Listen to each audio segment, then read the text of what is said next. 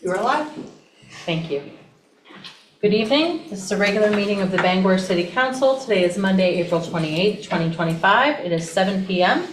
We begin our meetings with the Pledge of Allegiance. Chief Hathaway, would you lead us in the pledge, sir?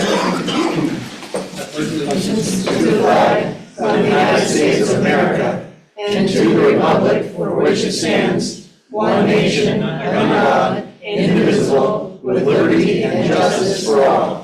Thank you. This is a portion of the meeting set aside for general public comment related to city business that does not appear on this evening's agenda. Public comment, whether in person or via Zoom, requires you to state your name and whether you're a resident of Bangor. The City Council has adopted a public comment policy that we will adhere to that governs topics, comments considered out of order or offensive or confidential, and a time limit of 15 minutes at the beginning of the meeting with the ability of the chair at the conclusion of to extend the public comment period at the conclusion of the regular business meeting. The public comment period is for City Council members to listen, not to respond or to debate with persons during public comment, although we may ask questions.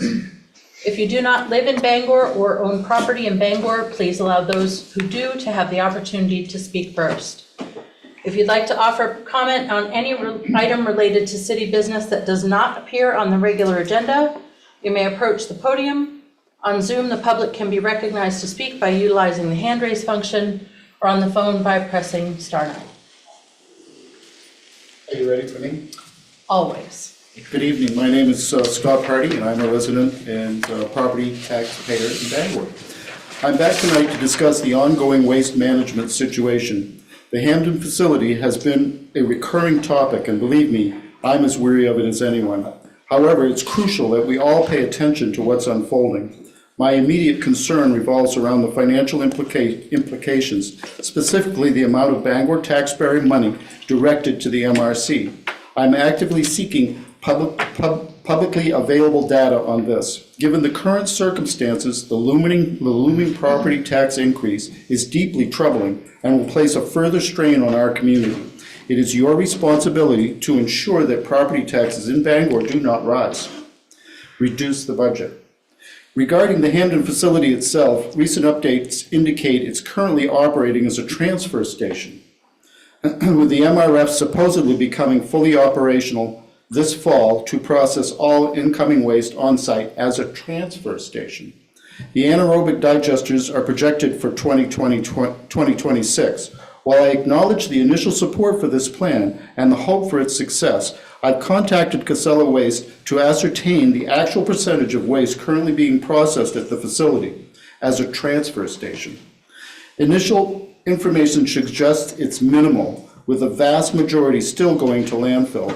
I expect to have concrete figures within the next day or two, and I'll share them with you. Michael Carroll, the Executive Director of Municipal Waste Hub, which is the new name of MRC, has stated their facility's goal is to recover 50% of waste, a significant improvement over the typical 10 to 15% from standard recycling. He detailed a process of extracting recyclables, plastics, tin, paper, repurposing glass and grit for cover and drainage, and converting organics and fiber into natural gas. Carroll stressed their commitment to meeting the 50% recovery permit requirement. Their permit states they have to recover 50%. We can almost be certain that failing the 50% recovery permit will come without penalty. This has turned into a complete white elephant. We absolutely must have the courage to immediately explore alternative solutions. The ongoing lack of power generation from the Orrington plant and the absence of recycling across our communities is a disgrace. I implore you to step up and actively find a solution. Thank you. Thank you.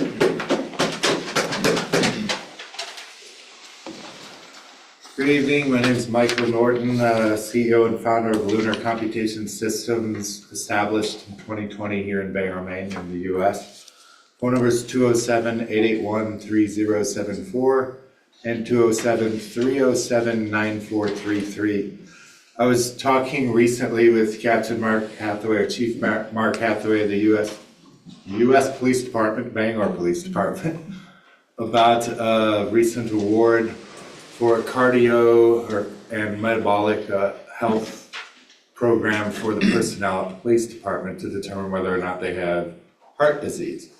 He's going to present me with the technology company they're speaking with about that, but my company, Lunar Computation Systems, can take a female or a male DNA base pair general quantity mathematically and put it into an equation I have developed to output information related to hydrogenated fat, which has a lot to do with cardiac arrest. And it can also put personal vital data of that person, such as their birth date and their sex and their age and their weight, into a formula that can be, well, an equation, a mathematical equation that can produce a report for them to give them a better sense of whether or not they're at risk for cardiac arrest.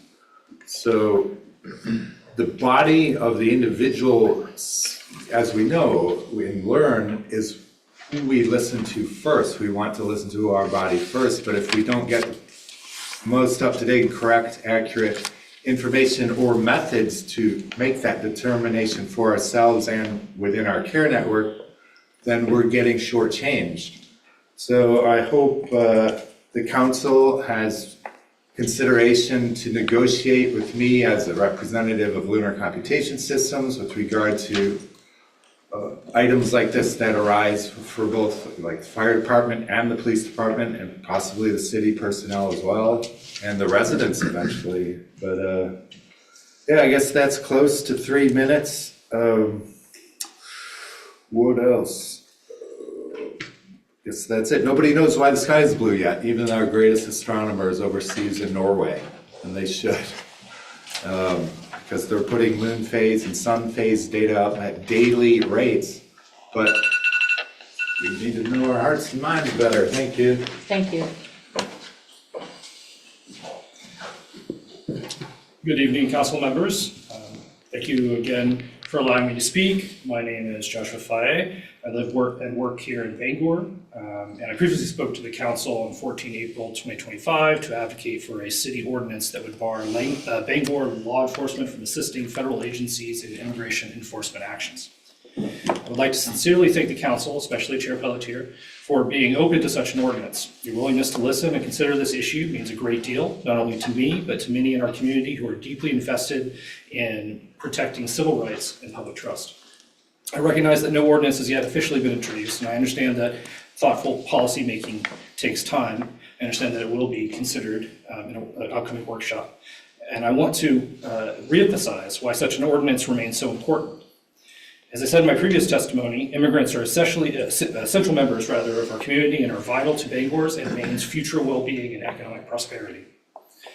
And like all people in the United States, they're entitled to constitutional protections, rights that do not depend on citizenship status. I want to emphasize that there is nothing in the Constitution that requires someone to be a citizen for the due process rights to apply to them. Recent statements from the federal leadership have only heightened the urgency. Over the last few weeks, the president and many members of his cabinet have openly suggested sending not just immigrants, but U.S. citizens to foreign prisons. In fact, they've already been detaining and expelling U.S. citizens, some as young as 2 years old. And the executive branch is arguing in court that they alone should decide who stays and goes without judicial oversight, even when constitutional rights are violated. This is not hypothetical, it's happening right now. And it underscores why local leadership matters more than ever. By adopting this proposed ordinance, the Bangor City Council can take an important stand, affirming that our police will not assist with unconstitutional actions, that Bangor will not participate in practices that undermine the rule of law or contravene the right to every person in the U.S. to due process. This is not just about immigration, it's about the kind of city we aspire to be, a city where civil rights are protected for and by everyone, where law enforcement is trusted by our community, and where constitutional principles are upheld without compromise. I again urge you to adopt an ordinance that reflects these values. Thank you for your time, your leadership, and your commitment to upholding the Constitution. Thank you. Thank you. If there are others in the room to speak about that proposed ordinance, please note that in our workshop tonight, we did say that we'd be taking it up at a future workshop in the next week or two. and that will be announced on our publicly available agendas. Thank you. My name is Justin Cartier. I do reside here in Bangor. I want to start with a thank you to Tracy Ouellette and Parks and Rec for a wonderful Kenduskeag canoe race. They had to fish me out not once, but twice. And I wanted to mention the Bangor Marathon and Half is going to be June 1st. It's coming right up. If you're not training already, you should start now. I'm hoping to drop 20 pounds between now and the 1st. What I'd hoped to speak today about was Wednesday is the 50th anniversary of the fall of Saigon. And I wanted to talk about our veterans and what a debt of gratitude we should have to all of them. We have Memorial Day coming up that we dedicate to our veterans, and of course Veterans Day in November. But I really encourage the City Council to have a month for our veterans. I think they've earned it. The month of June seems like a perfect month. We already have Flag Day and Flag Week in that month, and to expand it to a month I think would really be a great thing. But we'll have to talk more about that next time, since I only have 3 minutes. I do want to speak about the silencing of us during public comment. You say we have 15 minutes, but each of the times so far, only 4 people have gotten to speak before the council the meeting started. And if we have 15 minutes at 3 minutes apiece, that should be 5 people minimum. Not everyone speaks the full length. But what I have to talk about now is Robert's Rules of Order. We need rules, we need laws, we need ordinances. This city needs to be governed by these things. Without Robert's rules to follow, what is going to be followed by any of the committees? And I understand some of them you're saying only advise the council, they don't make any decisions or anything like that. However, the quorum is necessary for them to ensure that they are representing all of the people of the city. And that's one of the Robert's Rules of Order that, 50% plus 1 is a quorum.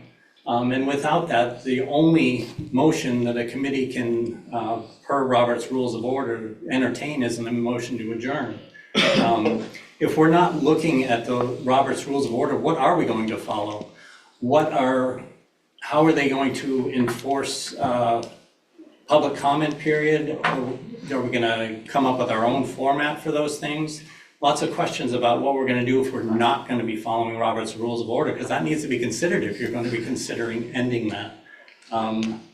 Because even when our solicitor, Dave, was talking to one of the committees recently and training them on this, they were talking about how that they had to adjourn and that was all they could do, but they could continue to hold a meeting. It just wouldn't be an official public meeting. But they still continued to hold that meeting, and 3 meetings after that that didn't have quorums, they continued to not follow the rules. And to do away with the rules just because we don't follow them, why don't we just do away with speed limits too? Where does it end? Thank you. For anyone else who would like to speak about Robert's Rules as it pertains to the proposed ordinance tonight, we will have time for public comment during that particular discussion item. Is there anyone else in the room who would like to speak? Yes.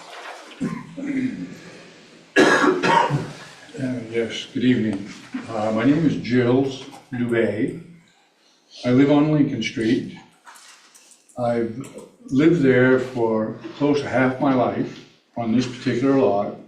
Before that, I was going to the University of Maine. I lived on the east side and lived in various places, kind of in between. And when it was time to kind of settle down, I could have gone all over the world. And I chose Bangor. This is my city. It's considered one of the premier cities in the country as far as certain data is concerned, and certainly as far as I'm concerned. Raised my kids there on Lincoln Street, and one of the reasons that I chose to be here was the nature, the quality of life that my whole family could realize here in Bangor. Again, living in other places, there's there's no match for it in a sense. And how wonderful it is, how you can walk up the street and again, the quiet nature, my lot, the neighborhood has been single family for almost 150 years. And I made out my will a couple, 3 years ago, well, less than 3 years ago.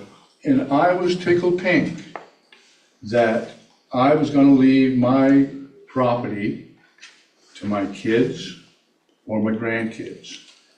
And essentially all they had to do was live there. And because I love it there, my kids have loved it there, gone through Bangor High and so on.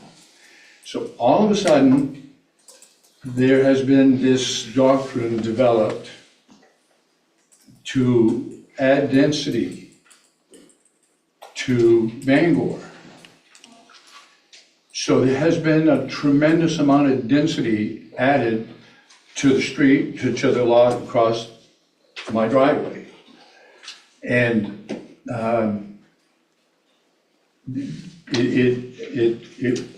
that property had to buy a little bit of this property to be able to build 7 potential addresses across this small lot, in which they did. Right now, they have, I think they've been allowed 5 different addresses. And it's a driveway from here to the wall. And there's those 4 big structures, fills up the whole lot. So your time has elapsed. Do you have your comments written down? No, I do not. And this has ruined the neighborhood. Everybody is upset. I can't use my lot when there is curbside parking. I am not going to be able to use my lot. I'm not going to be able to come out of my driveway. Sir, I'm sorry, your time is up. Please bear that in mind. I think I'm going to have to be back because this is awful. The whole neighborhood is so upset with the noise that's been going on for a number of years across that. And, you know, you got 2 people working on these 4 structures and making noise constantly. And this should not be allowed. Please.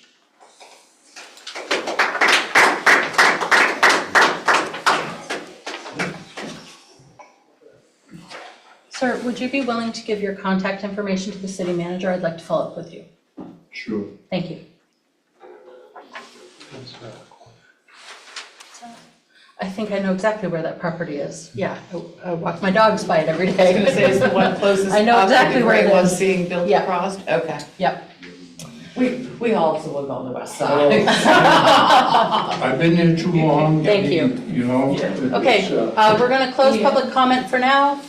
Are there folks who would like to give public comment at the end of regular business? Okay, seeing none, let's move on to the consent agenda.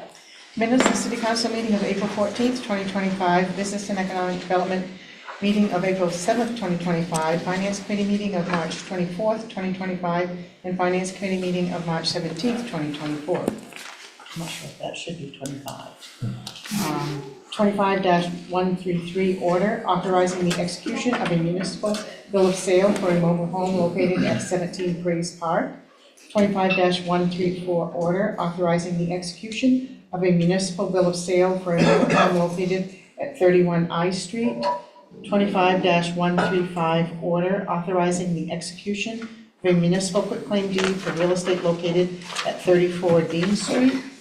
25-136 order authorizing the execution of a municipal quitclaim deed for real estate located at 40 Dillingham Street. 25-137 order authorizing the execution of a municipal bill of sale for a mobile home located at 206 Cedar Falls Mobile Home Park. 25-138 order authorizing the execution of a municipal quitclaim deed for real estate located at Cardinal Way. 25-139 order appointing nominees to various boards, commissions, and committees. 25-140 order adopting the written decision and order for 67 Lincoln Street. 25-141 order adopting the written decision and order for 354 Ohio Street. 25-142 order authorizing city manager to accept a donation of 13 trees from Bangor Beautiful. 25-143 order accepting a $24,000 donation from the Barbara Cassidy Foundation to provide heating assistance to Bangor residents in need who do not qualify for other forms of assistance. 25-144 order amending the schedule of fees by amending planning fees starting July 1, 2025. 25-145 order approving a mural on the fence along Main Street enclosing the waterfront concerts leased area.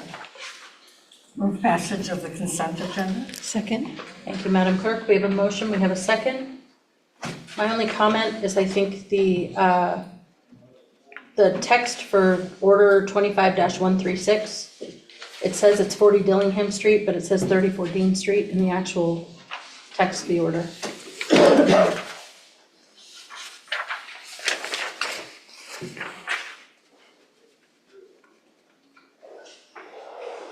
The previous one being street, I think that's the wrong summary on it. they have two projects. I think the previous one was Dean Street. I think it just got transposed. I Okay, think that's right. we have a motion, we have a second. Seeing no doubt, consent agenda has passage. Next item. 25-146, resolve, accepting and appropriating $75,000 in funds from the Maine Community Resilience Partnership Program for municipal building energy audits and bicycle infrastructure, first reading and referral to Government Operations Committee on May 5th, 2025.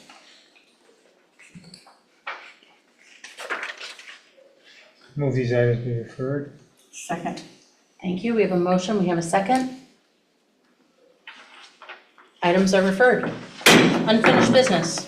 25-119 ordinance, amending the Code of Ordinances to clarify that Robert's Rules of Order apply only to the council and boards, committees, and commissions with decision-making authority.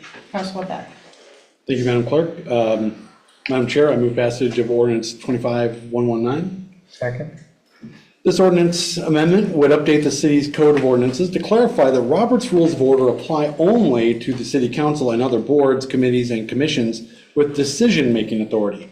Historically, advisory bodies have proceeded informally as they only make recommendations to council, thereby encouraging citizens to volunteer for these advisory boards. This amendment would also codify the long-standing practice of allowing the advisory bodies to proceed with publicly noticed meetings where fewer than a quorum is present, provided they do not take any votes or any other formal action. This was reviewed and recommended at the Government Operations meeting on April 7th, 2025. Thank you, Councilor Beck. We have a motion, we have a second. See, there's public comment.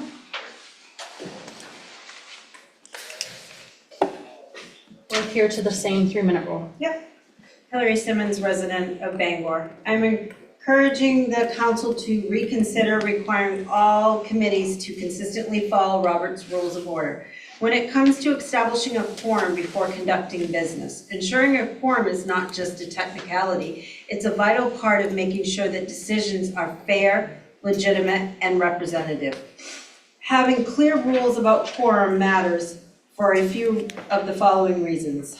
Consistency. When every committee follows the same standards, meetings run more smoothly, expectations are clear, and confusion is minimized. Fair representation. Quorum's rules help prevent a small group of people making decisions on behalf of everyone, ensuring that actions taken reflect the views of the full committee. Efficiency. Meetings without a quorum often waste everyone's time. Following the rules helps meetings stay productive and focused.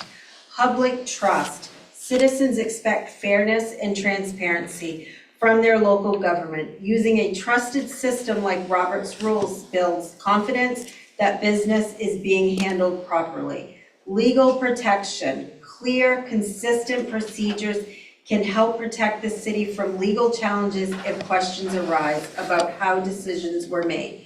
In short, making sure that a proper quorum is present before moving forward with any committee decision or discussion protects not only the integrity of the process, but also the council, the city, and the community's trust in its leadership.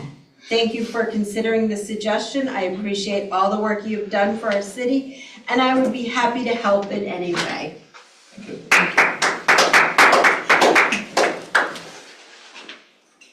I just have a devil's advocate opinion about Robert's Rules. I was the secretary at a grievance committee in Studio City, California once.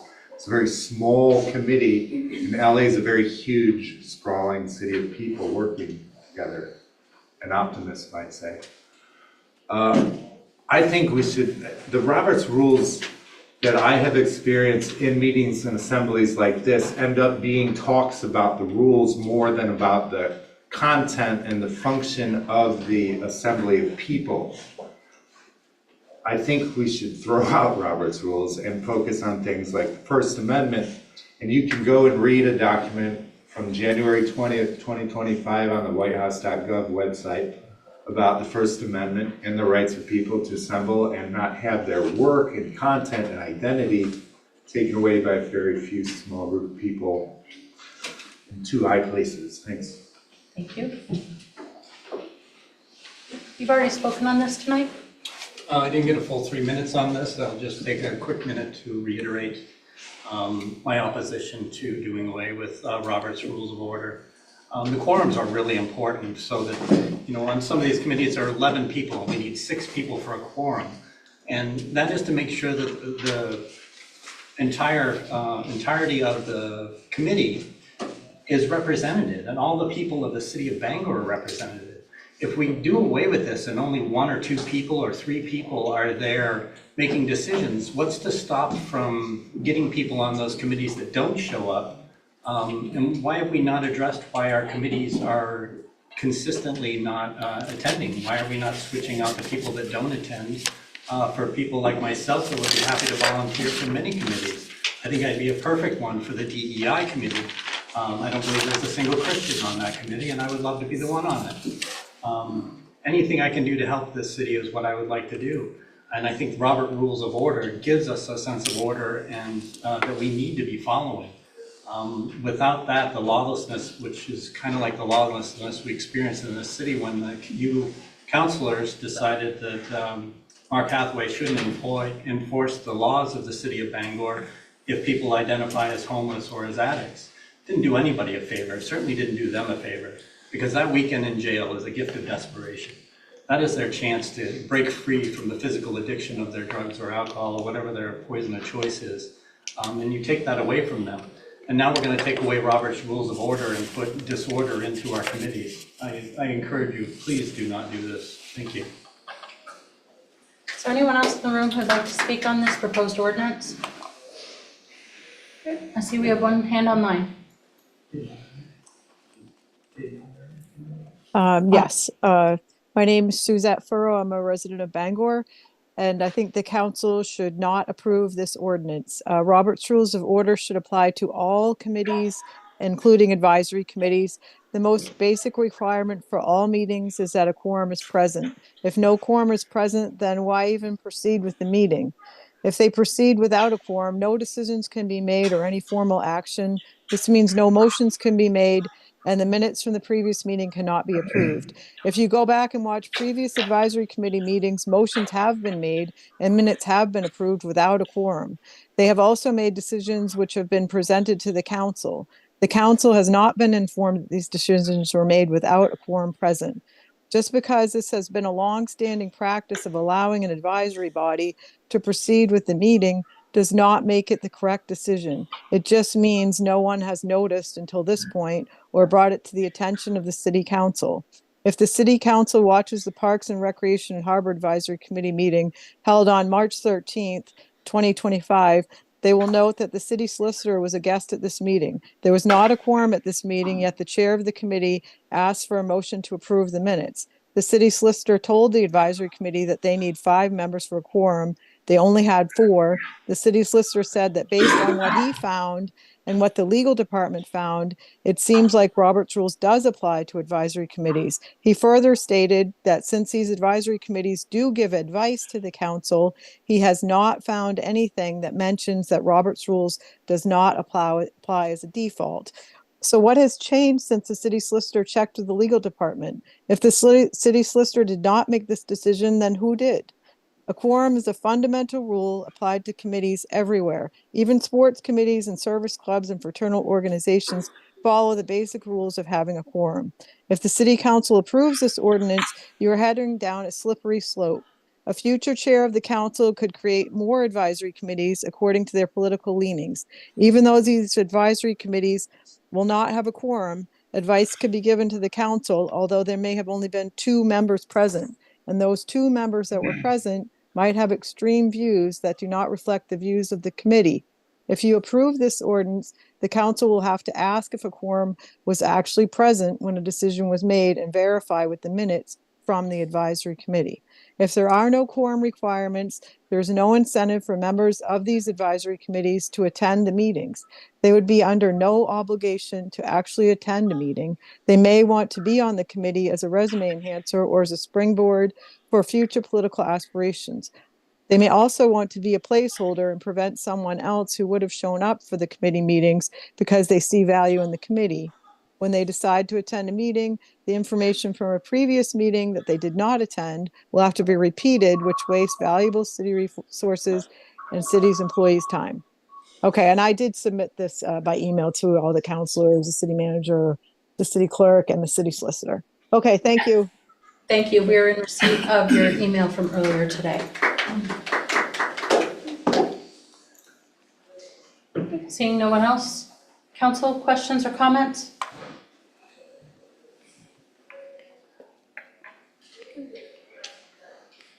Seeing no doubt, 25-119 has passed. Wait, it's an ordinance. Oh, I'm sorry, roll call vote. Thank you. That's why I have it circled in red and still, yeah, thank you. Councilor Beck? Yes.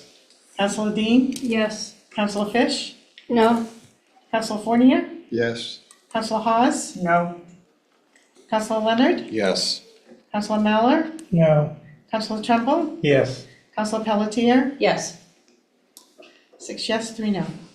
25-119 has passage. Next item. 25-120 resolve appropriating $199,511 from the improvement reserve to fund audio visual upgrades for City Hall. Councilor Dean. Thank you, Madam Clerk. This resolve will appropriate $199,511 from the improvement reserve to fund audio-visual upgrades for the new council chambers at City Hall.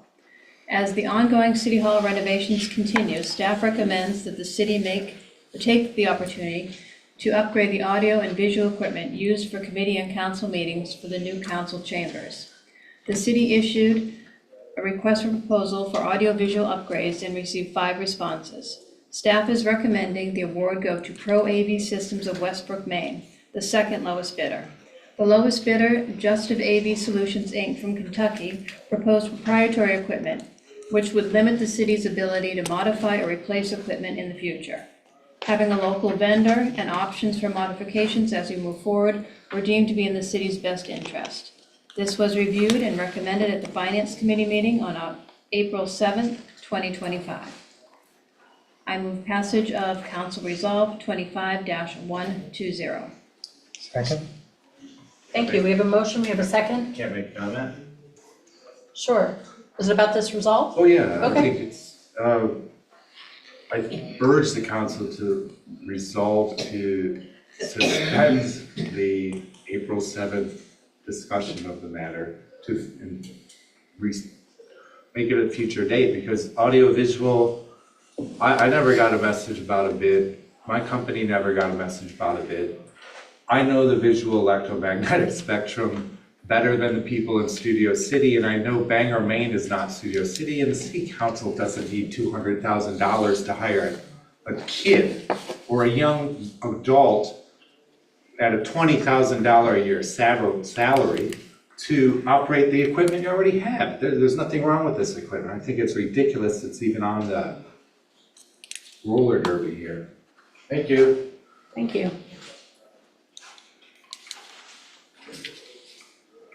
Council, questions or discussion? 25-120 has passage. Next item. 25-121 resolve appropriating $413,000 from the unassigned fund balance to fund wiring and security system upgrades at Bangor City Hall. Councilor Fish. Thank you, Madam Clerk. This resolve will appropriate $413,000 from the unassigned fund balance to fund wiring and security system upgrades necessary for Bangor City Hall. The City Hall renovations are at a point which requires the data and security wiring to be completed as well as installation of related equipment.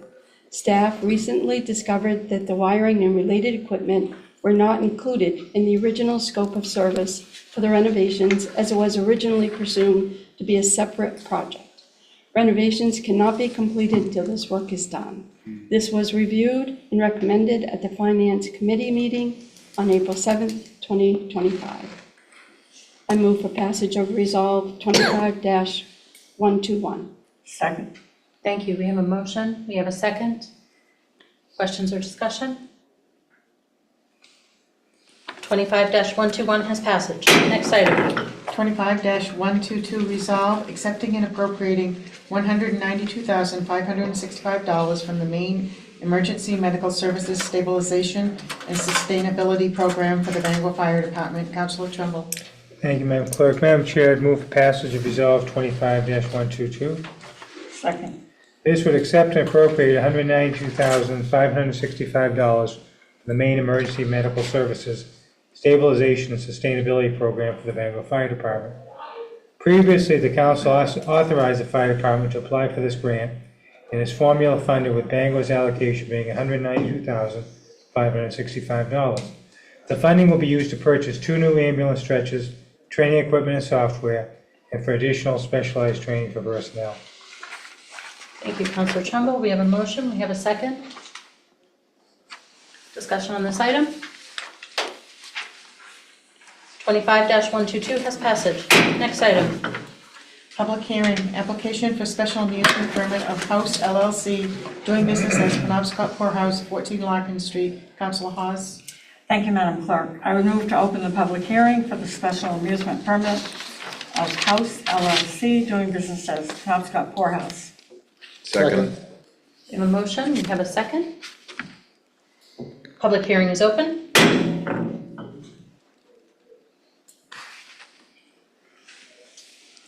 Seeing no one approach, I would move to close the public hearing.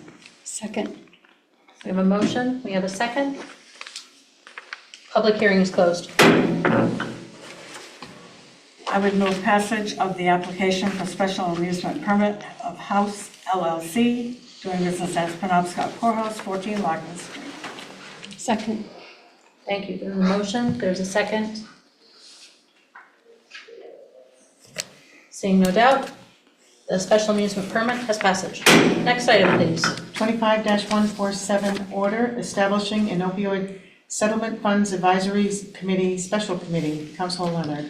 Thank you, Madam Clerk. Make a motion on 25-147. Second. This order will establish an opioid settlement funds advisory committee as a special committee to advise the city council on the best use of the city of Bangor's opioid settlement funds in a manner that is transparent, fair, and equitable. The opioid epidemic has resulted in devastating consequences that have negatively impacted the health of individuals and families within our community, including a loss of employment, increased stigma and isolation, and far too many overdoses and deaths. The investment of opioid settlement funds represents one effort to remedy the impacts of this epidemic. By establishing a special committee, the City Council is fulfilling its fiduciary responsibilities to act in the best interests of those we represent and to ensure our path forward is guided by best practices by those in our community with direct experience and expertise. This item was reviewed and recommended at the Government Operations Committee meeting on April 7th, 2025, and Council Workshop on April 23rd, 2025. Thank you, Councilor Leonard. We have a motion. We have a second. Questions or discussion on this item? Do you want to speak on this? I do, please, thank you. My name is Scott Hardy, and I am a resident of Bangor. And I want to, my congratulations to the council for establishing a committee to accelerate the distribution of the opioid settlement fund, now surpassing 1 million at City Hall. While I won't belabor the past delays in getting these vital resources to those in need, I share Councillor Tremble's apprehension that this additional step might prolong the process, reminiscent of the ARPA distribution. However, I am hopeful that by setting clear timelines, you can ensure a rapid release of these funds. I will return to advocate for their effective use with your committee. Speed is paramount. As Councillor Beck so accurately pointed out, this is blood money, not ours to manage unnecessarily. Please allow those with the necessary expertise to make the allocation decisions and release these funds urgently. Thank you. Thank you.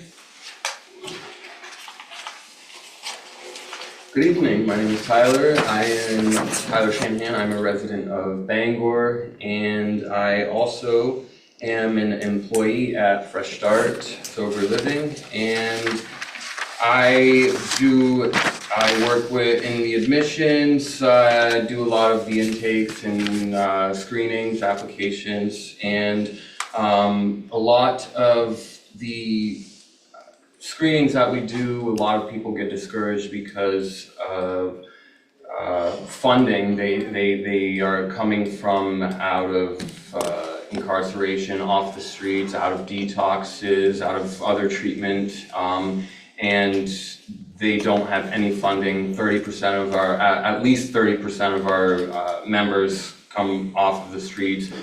Another 35% come out of incarceration. And a lot of these people don't have anything, and now with like flex funds from the Maine Department of Corrections, the federal funding is frozen. I mean, like funds have been limited, so people are struggling to find ways to get into sober living, not just Fresh Start, but any sober living. And I know people have talked about using the opioid settlement money to as prevention, but I mean, if we use this money to help people to get into sober living, I mean that can also be preventative. I mean, because it's going to help to end the perpetuating cycle of somebody who's trying to get out of detox, but they can't get into sober living, so they end up back on the street or back at a crack house. I mean, sometimes a lot of people just give up because they don't have the funds that it takes to get into a sober house or where they need to be to take the next step in their recovery journey. And so a lot of people end up very discouraged, unfortunately. I mean, we can sit on the money, and I mean, the interest will grow, but so does the problem. And I mean, I am grateful that the committee has been, we have made one step closer to utilizing the funds, and I appreciate everybody hearing me out tonight, and I hope everybody has a good evening. Thank you. Thanks, Tyler.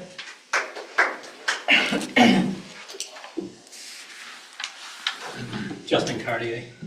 I hope you consider either of these gentlemen as a member of that committee. I think they'd be a great asset as far as having their fingers on the pulse of the recovery community in Bangor.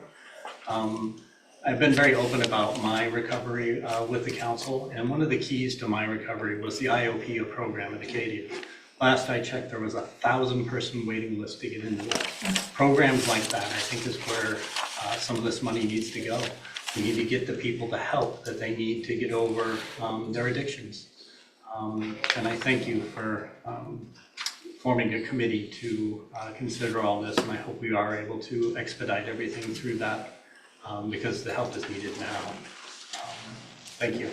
Thank you.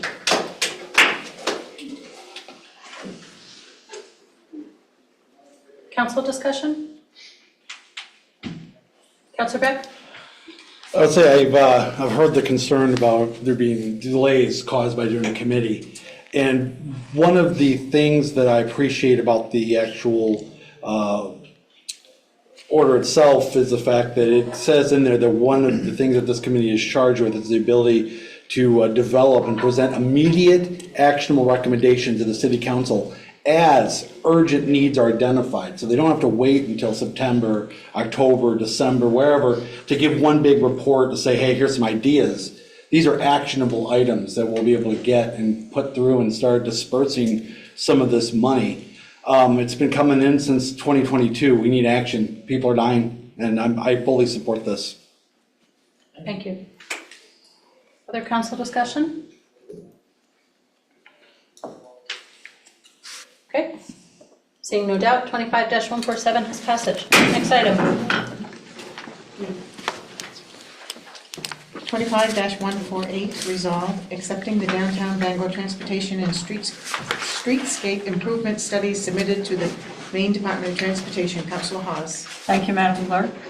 This resolve would accept the recently completed Downtown Bangor Transportation and Streetscape Improvement Study submitted to the Maine Department of Transportation.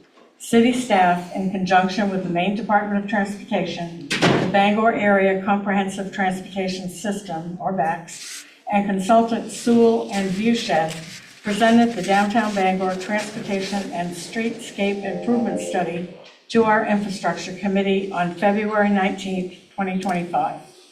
The final report describes the extent of the study process, existing conditions, recommended improvements, and preliminary cost estimates. The final report has an estimated cost of $42,415,000.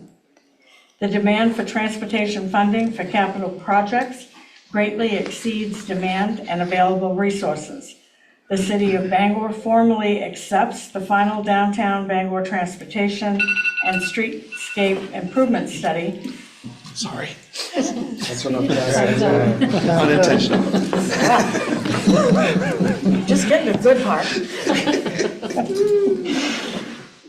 And request Maine DOT continue to work with Bangor on implementation under a collaborative process to pursue all available potential funding, develop a timeline, begin preliminary engineering, and continue to provide opportunities for public input.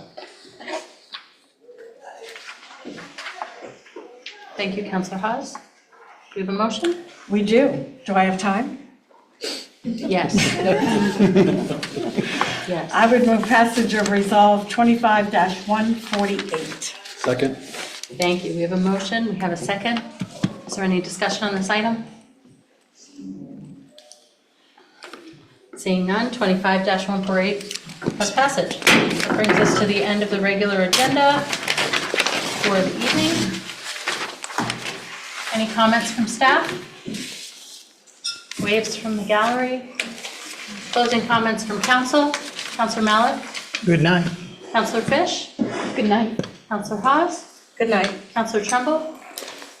Just want to send some congratulations out to Dan Cashman and the night show. Dan just wrapped up, I think, 15 years. He's been doing, he done it for a couple of years and he brought it back, and I guess it's the only locally produced late night show of its kind in the country. So, and to go out with have Dave Letterman in town for his final show was pretty amazing. So, congratulations to Dan.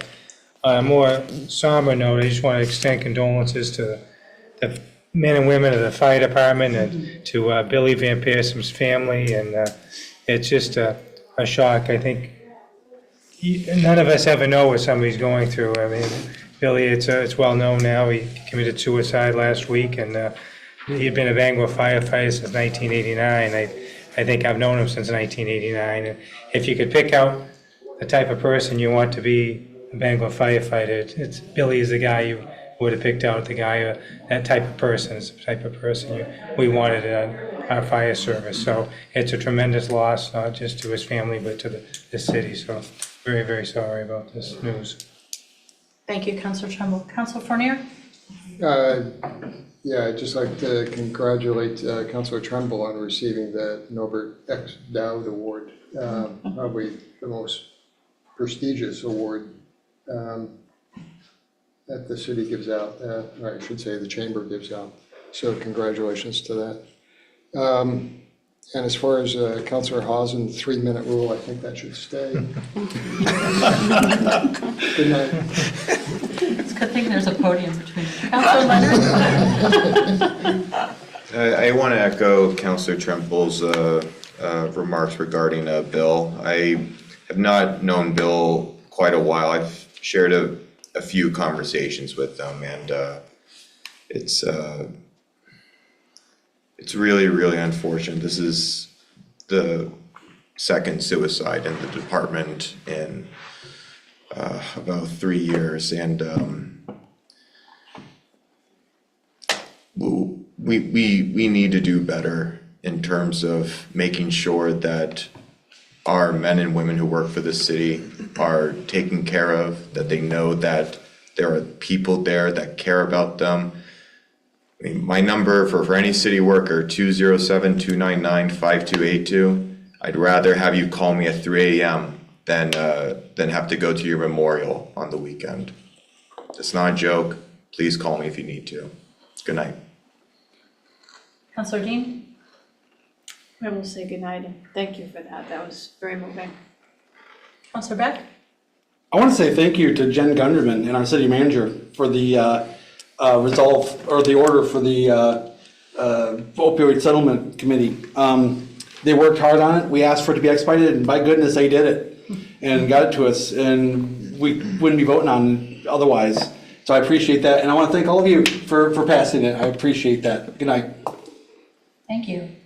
So the opioid committee has been a long time in coming. Getting the funds out the door has been a long time in coming.